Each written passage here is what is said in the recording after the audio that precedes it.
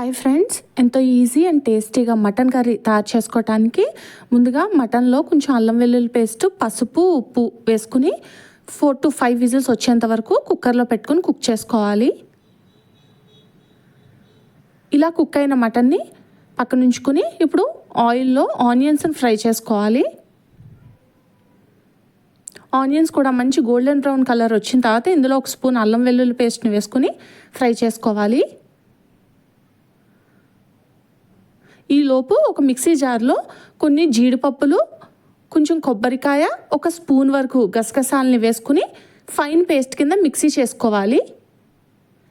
ఇప్పుడు ఆనియన్స్లో కొంచెం కరివేపాకు, మనం ఆల్రెడీ కుక్ చేసి పెట్టుకున్న మటన్ని కూడా వేసేసుకుని బాగా మిక్స్ చేసుకోవాలి.